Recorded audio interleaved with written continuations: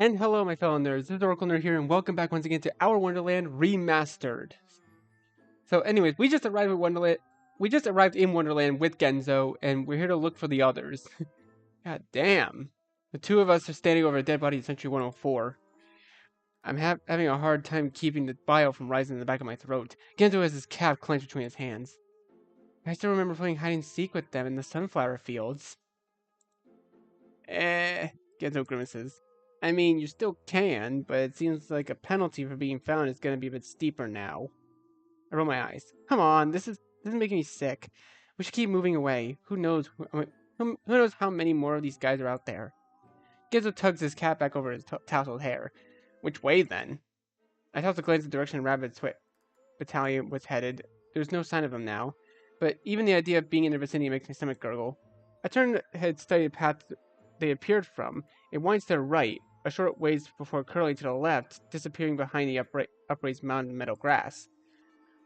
Scarlet leaf trees occupying either side. I would suggest we don't follow the homicidal rabbits, but that's just me. Genzo muses.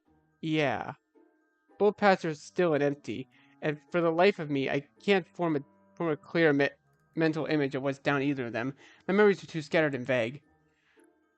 Oh, I remember that. I remember this. So I remember very well that we have to go left. We have to actually go the same path as the rabbits. Because actually I'm gonna save over this one. We actually have to go the same path as the rabbits because that's the way we get to where we have to be. Because I'm pretty sure the right path leads to death. At least I think so. I don't know. It's been a long while. It's been a long time. We'll go left then. Genzo blinks. Wait, that's the direction they just went. He points to the left, then the right, then crosses his fingers with a bemused brace over his brow. I scratch back my head. I mean, you know, to always keep them in our sight. Besides, there might be more of these battalions. Don't you think it would be better to go in the same direction as their patrol? Genzo opens his mouth. I mean, that's actually a pretty fair argument, honestly. Like, if you go in the same direction as their patrol, you basically are going behind them and they can't see you because they're going in one direction. Sure, they could always turn around, but who's going to? Closes it. I mean, sure, I suppose. Then it's settled. Yeah, sure. His face betrays his verbal agreement. We start off to the left, perusing the road we'd seen the battalion disappear down earlier. The landscape is open at first, giving view to lopping hills and far-off flower fields. But soon the trees grow thicker. As the path winds first left then right, where surrounding scenery disappears from sight. It's darker now. The leaves form a reddish pink wall around us, and it's quiet too. No breeze, no insects, no birds. Everything is weirdly still. Are you starting to feel really weird, or is it just me? Genzo hisses, his voice no more than a whisper. Something does feel just a bit off, I reply as I glance around. It's then that I see it. Just up ahead, the battalion has stopped in the middle of the path. Genzo quickly yanks my back of my shirt, pulling me off into the trees through a hissed curse. Whether it was fast enough or not is yet to be determined. I see ears of the lead rabbit twitch left, then right.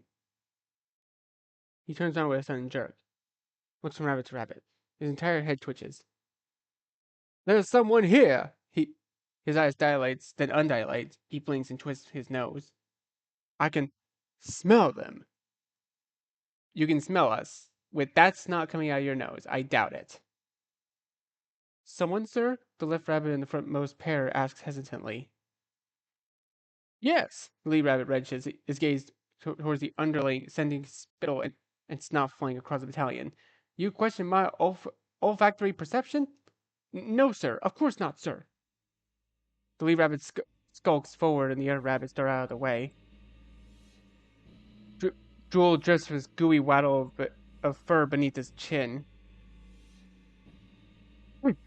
At first, his route seems meandering. A bit to the left, a bit to the right. the other rabbits jumping back each time he changes direction. Soon, however, his destination seems all too clear. He's coming towards us. Genzo! I whisper with a shuddered breath.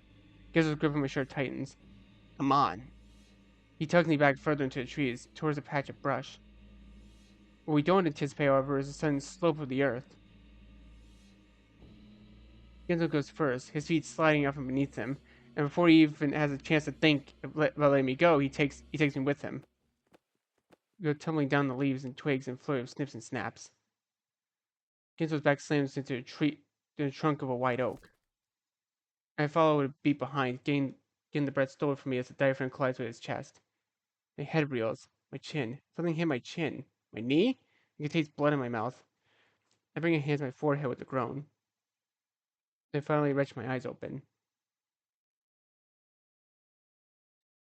I see Genzo looking at me in sheer terror. No, not at me. Past me. I turn around. Oh, Jesus! Hello! I see the lead rabbit mere inches from my head. My heart leaps out of my chest. I scramble back against Genzo in an effort to put my distance between myself and those yellow eyes. Found you, the rabbit smiles through his crooked teeth. I don't register what happens after that. Once I get his breath coming down my face and neck and the next. Wait, was I not supposed to go that direction? Okay, I'm guessing I wasn't supposed to go that direction. My bad. There's a hole in my stomach. Okay, so I was supposed to go right. I cough and sputter, blink in disbelief. The spear. I'm pretty sure I remember in the original you actually had to go left and then you juke the rabbits, right? The spear is through me. Another cough. This time blood bubbles between my lips, forming a shuddering balloon of splatters inky redness across the cheeks and nose, and it pops. Genzo, I croak. But Genzo is silent behind me. There's a strange warmth swirling around me, swirling up through me. Blood pumps out from the puckered skin and some across the handle of the spear, coating my fingers, spilling onto the ground. My vision warps. Oh, I guess my first death was the rabbits. Oopsies. Through the darkening clouds, I see a rabbit reach down, his yellow eyes like headlights of a car in a fog. He grabs my face, my cheeks, claws curling into my skin. We'll be eating well tonight. Then everything goes black. Game over. Damn it. No one forgets their first. You died the first time. What was it that got you? The tomatoes? Don't tell me it was the rabbits. Damn it. Fortunately, you were skewed, but the rabbits did eat well that night. Would you like 3-star? Last choice, please. Good choice. Alright, this time we go right. We'll go right then. Excellent choice, mon capitaine. Captain. It's quiet as we walk. No breeze rustles in the trees, sends shudders through the grass. No insects buzz from leaf to leaf. Not even the far-off call of the birds breaks the silence. Because I kind of remember that going to the right, you potentially died, didn't you? Like, did Kara change that? Or was it always like that? I'm just not paying attention.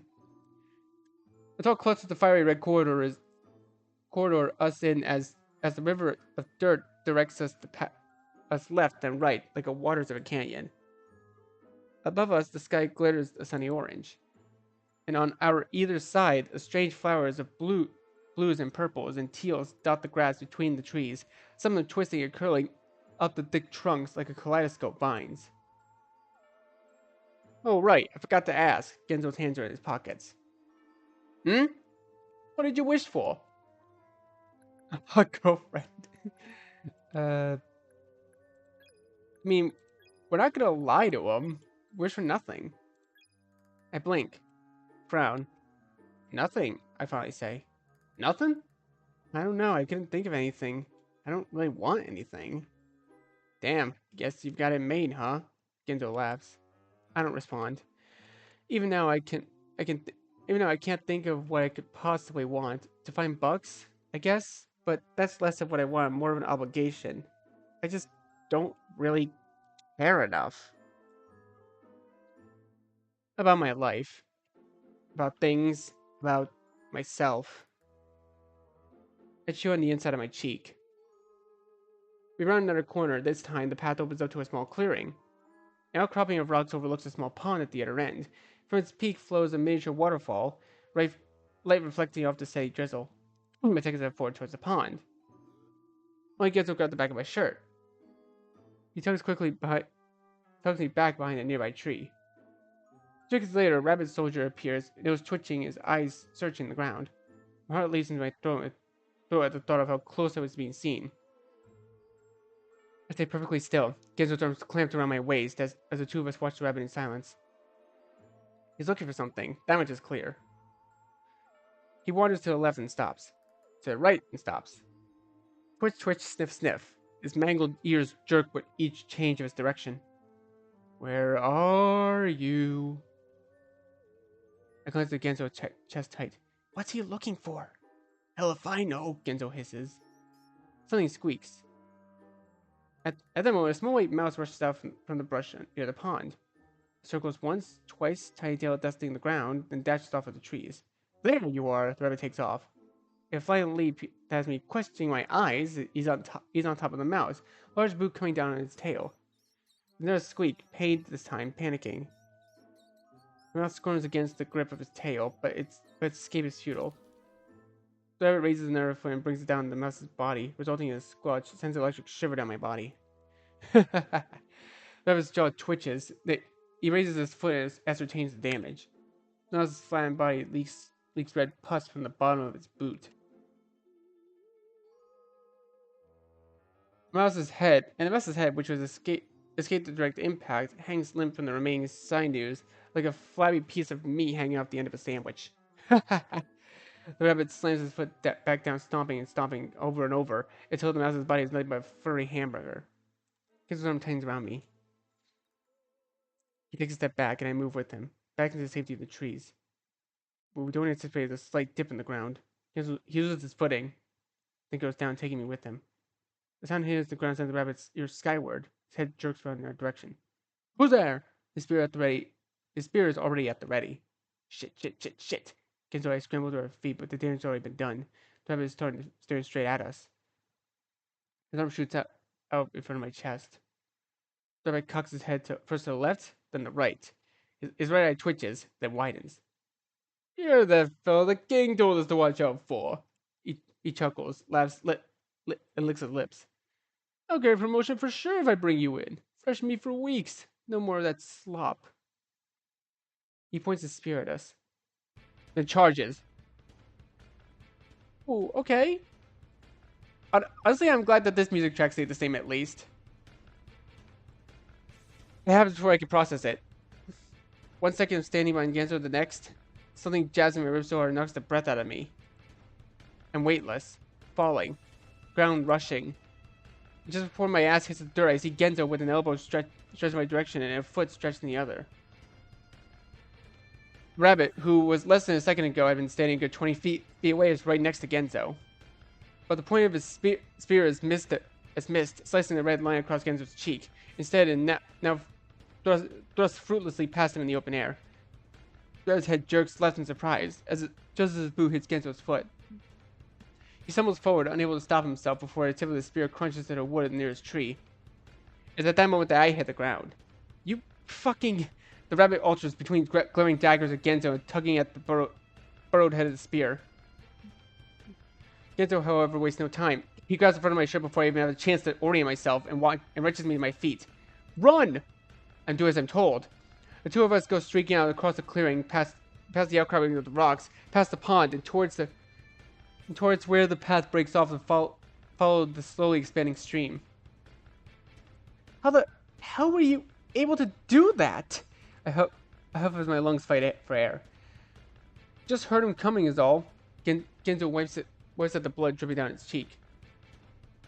River on our right, growing cliffside to our left. We run, the sound of our footsteps in time with the thudding of our hearts.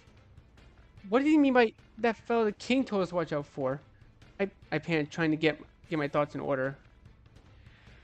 Before either of us have a chance to answer my riddle of a question, Genzo skids to a halt. I follow suit, eyes growing 10 times the size of my head.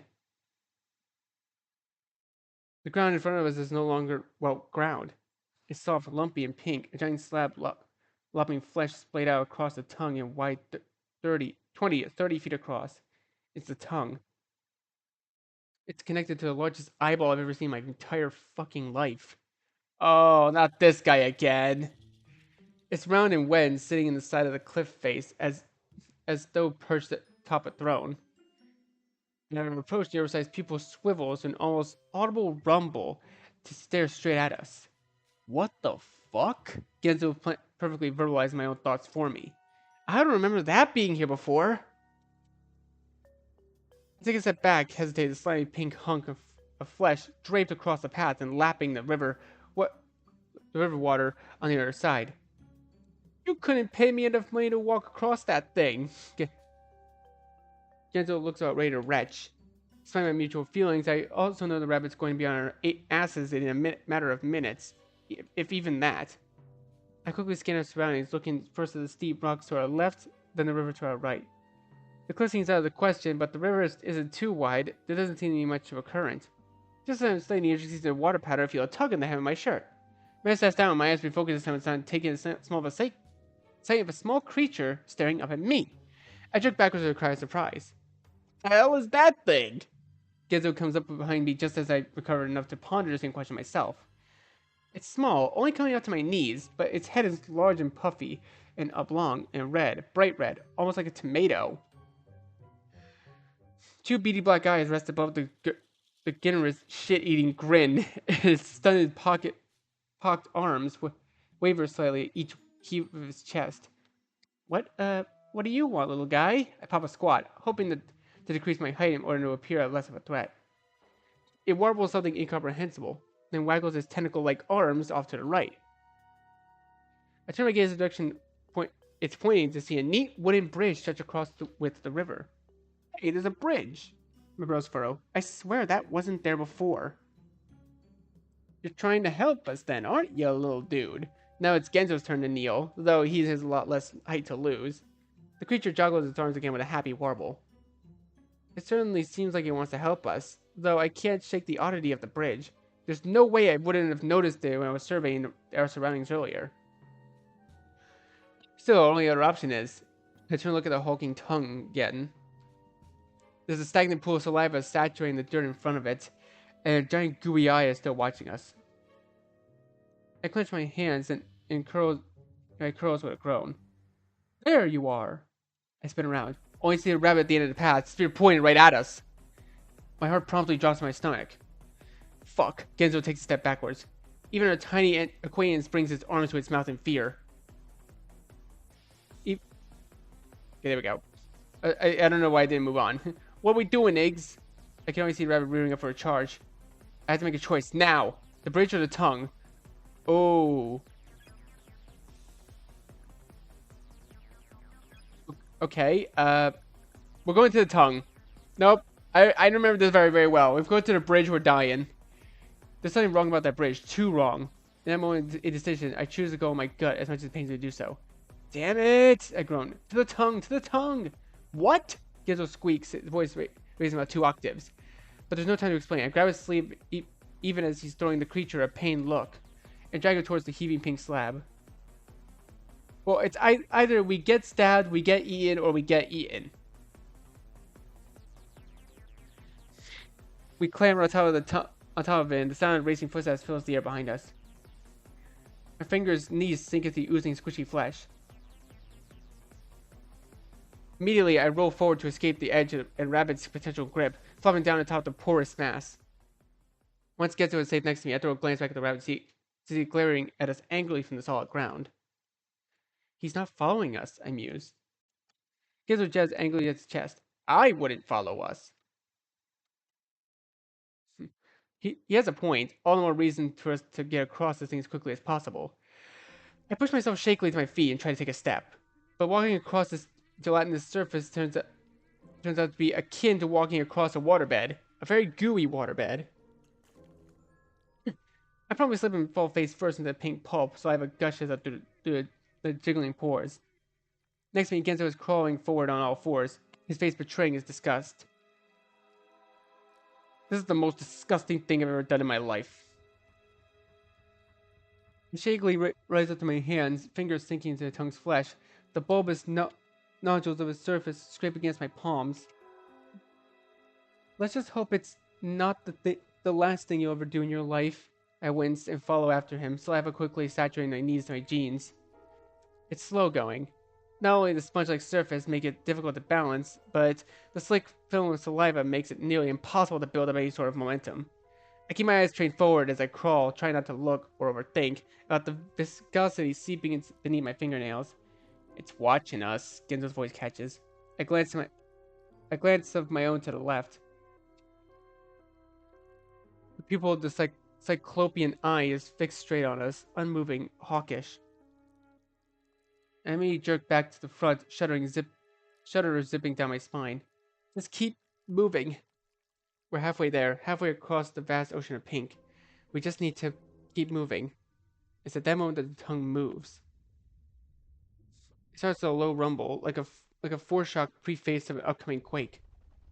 Then the salmon-colored flesh begins to undulate, giving rise to rippling tremors that send our bodies bobbing. Genzo! I had attempted to crawl towards him, but just a veritable mountain of flesh rises up from the ground, taking us with it. Fuck! Genzo loses balance and lands with a splat on his back, his hands, and his head. The glowing hillock takes us up, higher and higher.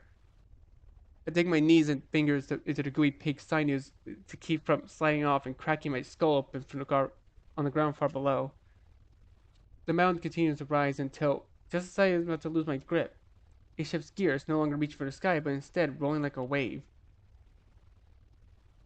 The up the upsurge of flesh ripples, crests, and surges forward, taking us with it. I lose track of up from down, slipping and sliding across the slick surface. It's only once it stops to a stop that my body slides limply down a slide of flesh. I do notice how close we are to all-seeing eye. Gizzo glides down next to me. Okay, I do remember this animated version of the scene being from the alpha version of this game. I don't think I don't even have to look at him. I can practically hear his heart thudding away in his chest. Neither one of us makes a sound as the warming pupil of the eye dilates, focuses, and stares straight through us. I can see tiny twitches of movement, just ever so slight, jumping back and forth between us. They make a soft, wet surface of the eye tremble and jump. Quiet. Moisture dribbles down my forehead and cheeks past the collarbone to tickle my spine. Quiet. I chance a shudder breath that dances across my lips. Another low rumble, a sudden shadow overtakes us. I look up as tongue's giant tip curls around and around, stretching towards us like a probing worm. Wet flesh engulfs us both at the same time. It sounds so disgusting. My God. It presses our necks, chests, and faces, squirming and wriggling, and I retch my head to the side with gas to keep from suffocating. Fuck! It's tasting us. I push back the soggy mound behind me, trying to put whatever space I can between my body and the groping slug-like monstrosity currently sucking at my cheek and throat. Massive globules of sticky saliva drop from my head, cling to my tongue, and drip over my eyes. I can't even see through my glasses any longer. It oozes and crawls up and down my skin, grinding into my hair, slurping at my ear, my chin, my collarbone. And it's only once my entire upper half is dripping with muck that it pulls away, leaving me plastered in porous face surface behind me and looking like I've just been frisked by a slug. I peer over at blurry lenses at my glasses at Genzo, who looks similarly depredated. His cap half cocked atop his head, scruffy hair forming erratically gelled points. Consider that a memory I'd like someone to permanently purge from my mind. On, honestly, same here. No sooner has Genzo's smart retort left his mouth than the giant watery pupil of our captor moves. It whirls back, pulling a full circle before returning to its previous position.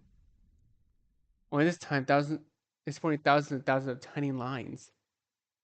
Oh, one of the lines opens, revealing a smaller eye, followed by another, then another. Probably opened by the hundreds, countless dots of white atop a shuddering surface. And then the biggest line of all, that one that bisects the entire eye. Splits wide open to a giant roar. I think it liked what it tasted. Genzo screams as the creature shrieks again, a deep, throaty howl that has me clutching my ears. Behind us, a tip of a tongue has uncurled itself, and now the entire tongue is rising, tilting, forming one monstrous slide of doom that ends straight inside the nightmare's mouth. I scramble into motion, calling upwards as fast as I can, attempting to dig my hands and fingers nails into the tongue's slick surface. But the higher the tongue flits, the further I slip. That's all I can do to keep from tobogganing straight down into the chute, like I'm gonna slip and slide up from hell. Iggy! Gizzo's voice grabs my attention.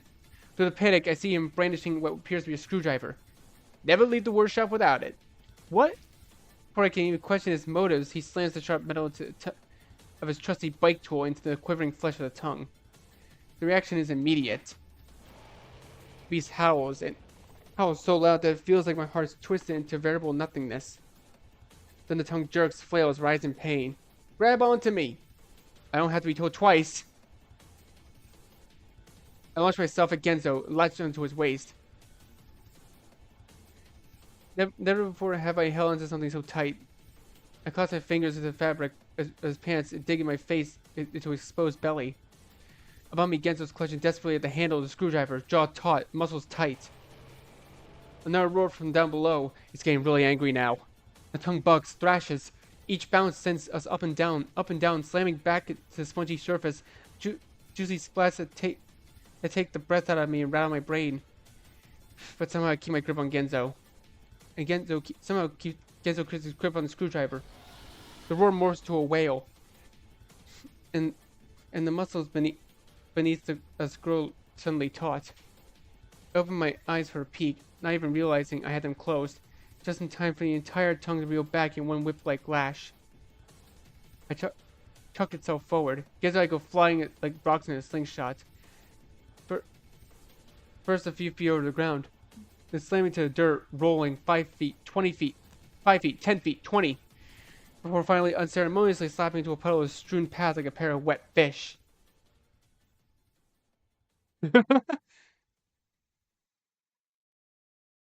Twin puddles of saliva turn the ground dark beneath us. My head's still spinning. I'm not even sure I'm still conscious at first. I open my first one eye, then the next. Then with a groan that's half agony and half disgust, I push myself to my palms. Thick clammy strings of goo stretch between my skin and the puddle below.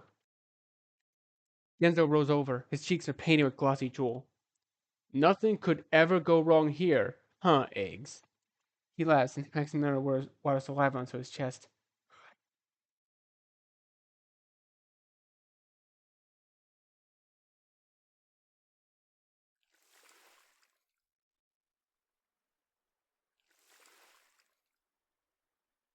The Roman fades until it's raw, splashing water on it again and again, but I still can't seem to dispel that feeling of mud clinging to my pores. We're the shoals of the water.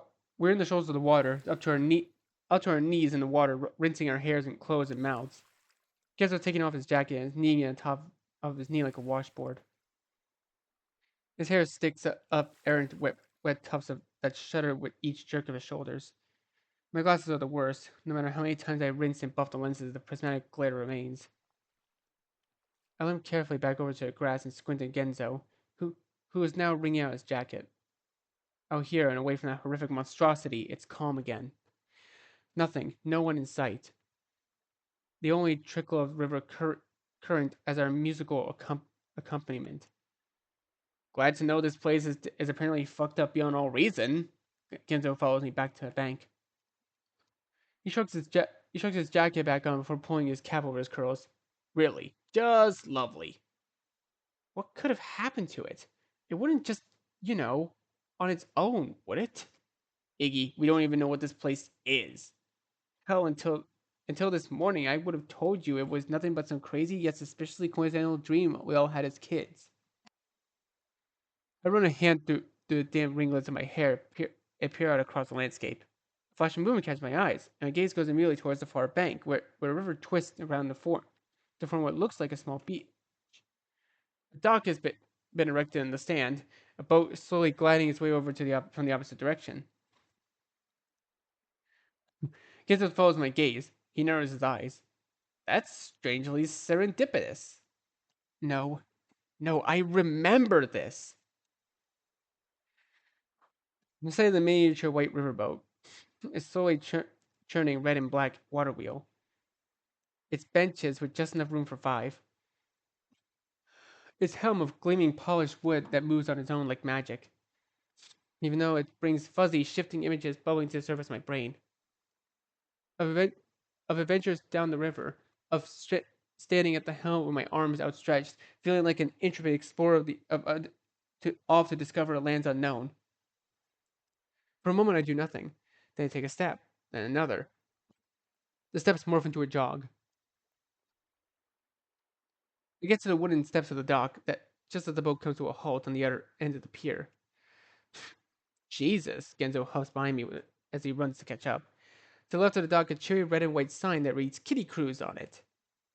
Past it, I see the river fork, with the right channel heading back along the direction we just come, and the left leading deeper into the unknown. I point towards the boat like it's some sort of overwrought tour guide. We can take this. Better than walking, that's for sure. You gotta be fucking kidding me. Oh, I'm sorry. Did you want to stay on the road with a giant man-eating eyeball and the homicidal rabbit guards? Hey. Genzo raises a finger and then lowers it with a shrug. Come on, I remember writing this all the time. I urge as I start the steps. My ascent is halted, however, by a jovial, high-pitched voice from the other side of the railing. Come and ride the kitty cruise and sail the waves for days. Adventure like you never had at the end of your malaise. I stop. I blink. I lean over the railing to peek in the ground below. It's a flower. The lily white petals adorn its oversized head. Its glossy green leaves shimmy with its dance-like movements. It has no mouth, but somehow the words are from all the same, melodic and sprightly. Gentle sailor, pack your bags for perils on the prowl. Just don't be falling overboard, or else you'll need a towel. Genzo wanders over, his hands on his hips. The flower comes up to his waist. It twists atop his roots, as though looking up at him. Cap of orange, scant of height. Up the pallid yearnings of you cloak and trite, are more glaring than your loss of sight. I raise a brow. What's that supposed to mean? It means this cheeky flower's about to get its roost flayed, that's what. Genzo rolls up his sleeves and takes a menacing step forward. The flower brings its leaves up to a chalky yellow gynosium, as though slapping its hands to its cheeks in fright. It recoils against its approach. This gentle flower, locked in its earthen cage, warrants not the fruits of your misplaced rage. Genzo snorts. I can't help but laugh. It's just a flower again. No need to get so worked up. Says the one not getting ridiculed by it. Just ignore it. Come on. Genzo huffs but calms. He readjusts his cap to his head, cavalier twist, nods once at the flower, then steps towards the dock. The flower waggles its leaves. Kiss my grass, you big horse's ass. Genzo twists immediately on his heels, storms towards the flower. You fucking Genzo! I managed to grab the back of his collar before he goes homicidal gardener on the poor plant. I pull him back towards the step of the dock. He lets out a snort that this house is assault. His face is red with indignation. Come on, let's just get on the boat. Yeah, sure. We start the steps, wood creaking beneath their shoes.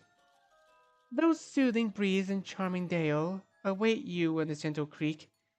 When through the collector's yard you sail, those who no wish to join him must not peek. I stop and extract the flower. Wait, that line feels entirely new. Wait a minute. That feels entirely new. I don't think it said that in the original. Gizzo nearly runs into my bag. What's the hold up? I thought you said not to listen to that thing. I lick my lips. The flower is back to its normal chipper dance. Yeah, you're right. It's nothing. Come on. The boat is still anchored at the end of the dock, almost as though waiting for us. And the memories are stronger now. I can see it in my mind as clearly as though it were yesterday. Me at the front, my hands on the wheel as though steering us towards the horizon. Genzo and Gidget in the first row of seats. Gidget had enjoyed letting her fingers run through the waters as we drifted slowly down the river. And Genzo, yes, that's right. Genzo had constantly joked about throwing Orlum overboard, something about a sacrifice to the sharks. And Orlum sitting behind him would always get that look like he was about to pee his pants. While Bugs in the next seat over would already be anxiously searching the water in search of dorsal fins, her eyes wide. I look at the boat now, so small. When back then it felt like a mighty galleon. Damn, Iggs, you're right. I'm starting to remember now, too. This boat used to be the shit. Gizzo pushes past me and throws his leg onto the boat. It bobs back and forth in the water as he boards. I wait until he's situated in one of the seats before following suit, not wanting to completely capsize the thing. For For a moment, I worried that it might sink beneath our combined weight. We're quite a bit larger than we used to be last time we rode, but it ultimately holds true. Gizzo raises his arm in the air. Toot toot! Let's get this tugboat tugging! I look around, wondering if there was something we need to do. A button, a lever, a button to press, a lever to pull. But apparently all it requires is our presence, as no sooner as I started my search than the water wheel had slowly chugs back to life. When the shadow of the boat begins to glide across the water, I sit down shakily in the seat next to Genzo before I can lose my balance and fall overboard. The river is calm, smooth, and the boat cuts through the water like butter, slowly and steadily. Once it reaches the fork of the river, it turns left automatically, taking us further away from our cottage, the rabbit guards, that hellish ocular creature. Genzo leans back, feet propped up on the edge of the boat and head resting in his arms. I'll admit, this is much better than walking. Yeah, I scratched my bare arm. My still damp clothes clinging to my skin, cold and heavy.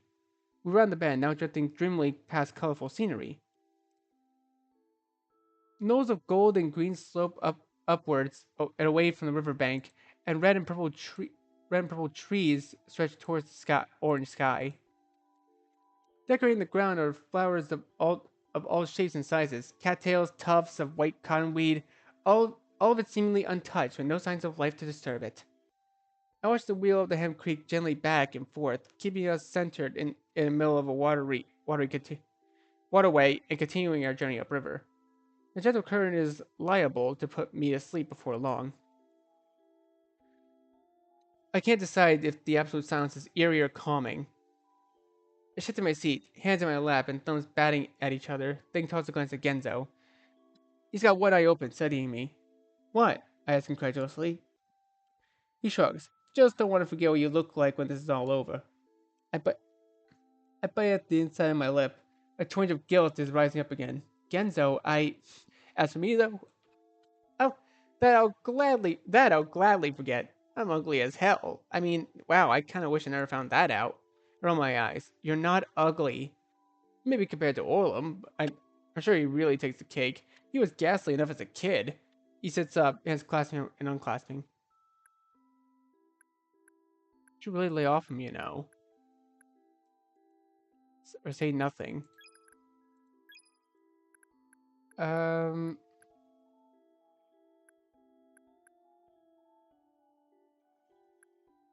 Orlum's not ugly either.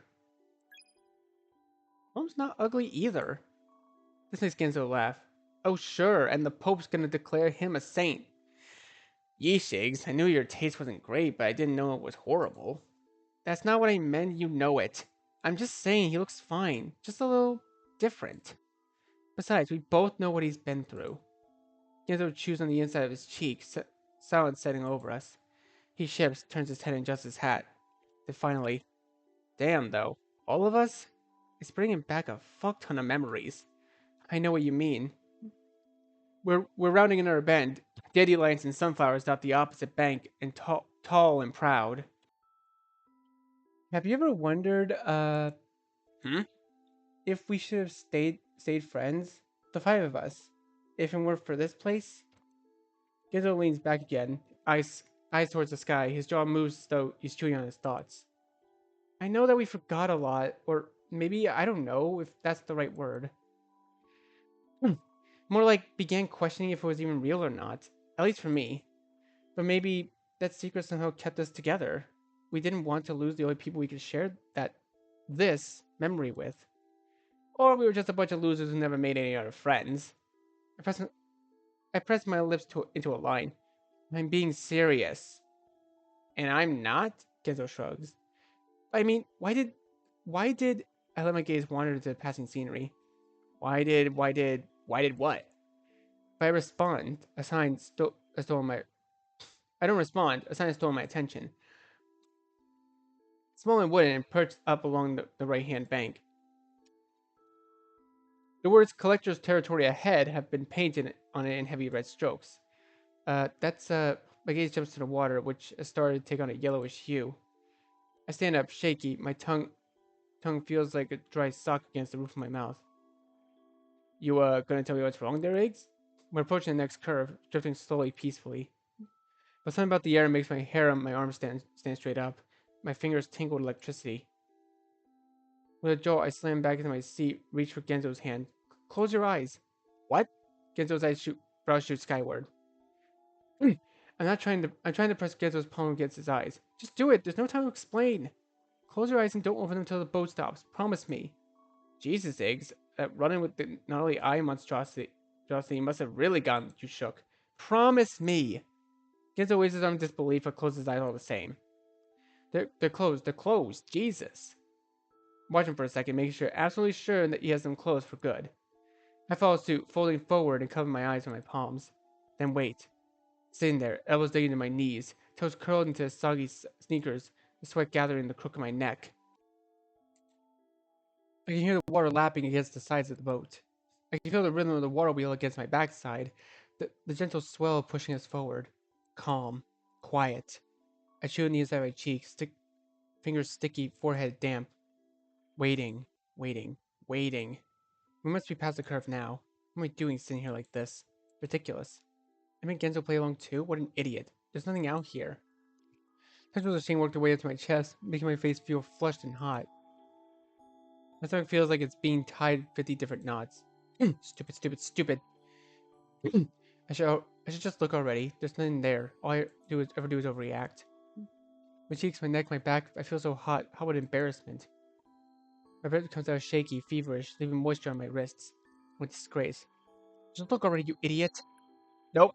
I already know. Don't look. Nope. Nope. You're not getting me with this one. You're not getting me. I know better this time. I press my hands to my eyes hard enough to make them pound. In that instant, the pain, the heat leaves. My chest clenches. Coolness washes over my body like a breath of fresh air. The fuck was I just thinking? I wipe my damn forehead, but keep my eyes clamped shut. What weird thoughts. I rock my heels back and forth, lick my lips. There's no, there's still only the sound of the water past the boat, the gentle rocking motion.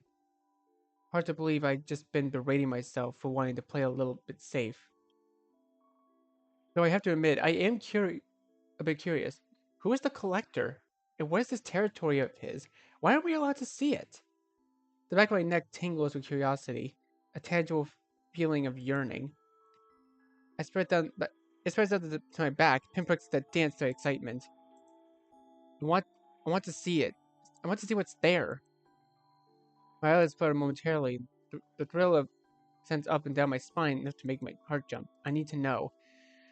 The single thought has consumed me. I can't stop thinking about it. It's unstoppable need. My lips curl upward, just thinking about it. My breath grows heavy with excitement. I will know. Another flutter, my body throbs with it. Heart thudding faster and faster, adrenaline pumps through my veins. I brace myself. Don't look! Then shake my head. No, no, no. What am I even thinking? I take a deep breath. Clearing my thoughts, I feel the dire craving that I had racked in my body mere moments ago drip away. My body feels heavy, heavy and cold, like someone's draped a heavy blanket over my shoulders. And my breath comes out ragged, as though I've just run a marathon. Row, row, row your boats gently down the stream. My lips moved noiselessly with the words. Merrily, merrily, merrily, merrily, life is but a dream. I clenched my eyes even tighter, trying to ward off the feeling of dread crawling its way up my skin. Concentrate. Concentrate on the words. Don't think about anything else. Row, row, row your boat gently down the stream. I nod my head with the rhythm. Merrily, merrily, merrily, merrily, life is but a dream. Even my heart seems to be pounding in time. I feel it in my arm, warm, throbbing heat that wants to burst out of my veins. Merrily, merrily, my head swims. Merrily, merrily. I rock my back and forth on my heels, humming beneath my breath. Life is but a dream. Iggy, we're here. We made it. You can open your eyes now. I sit up unsure. Gibbs' voice comes comes from the right towards the front of the ship. He sounds confident, assured. Come on, Iggy. But I don't move. I don't open my eyes. Something's not right. I shake my head, take a deep breath, start humming anew. I cross my arms in front of my chest, hands on my shoulders this time, and lean forward, back and forth, back and forth. Iggy! Gets his voice sharp this time, scared. Iggy! Help! Iggy! I hum louder. Then comes a screaming, desperate, pained. Fuck, fuck, fuck, fuck, fuck, fuck, fuck, fuck, fuck. I clench my eyes even tighter. It's not... but it's not tight enough to stop the tears from scraping out my corners of my eyes. I bite down my tongue. The sheer terror of the shrieks gouges my heart, hollowing it out with a renewed onslaught. He sounds like he's being torn apart. My eyes grow heavy. The tears in my eyes grow the tears grow heavy and dribble down my cheeks and pool beneath my chin. Iggy! Don't look. I bite down on my lip so hard I can taste blood in my mouth. It's not real, it's not real, it's not real, it's not real, it's not real. Boat hits something and comes to a sudden stop, sending me flying to the floor. I open my eyes. Bright. That's the first thing I notice. I had my eyes closed so long that orange daylight now seems exceptionally brilliant. I blink against the glare, tears still streaking down my cheeks, attending to surveying my surroundings. We're under our dock, bobbing lazily in the water. Gibbs was still hunkered down from the sea across from the one I had been occupying moments later, his eyes still closed, features contorted. I push myself to my feet with a wobble and stumble towards him. Genzo! My hands go to his shoulders. When he doesn't respond, I give him a shake, which finally rouses him from his focus. He looks up at me in confusion, face white, eyes strained. I see beads of perspiration dabbling his cheeks and forehead. What is it? The boat stopped. I guess it means we should get off. Oh, sure. Yeah. You okay? Oh, yeah, sure. He pulls on his collar and rises to his feet. Guess I got a little, seasick there. We disembarked the boat in silence. I stand on the dock, unmoving. Genzo removes his cap and runs his hand through his hair again and again. Drops of sweat bounce off and onto the wooden planks. Path seems to lead this way. We point past the end of the dock towards where the valley of dirt winds itself off, and away from the river, bordered on either side by more trees. Yeah, but Genzo's voice lacks his usual vivacity. We started our trek away from the river, where there were just the two of us, walking down a dreamlike path in a world of fantasy and no idea where to go, or what to expect next.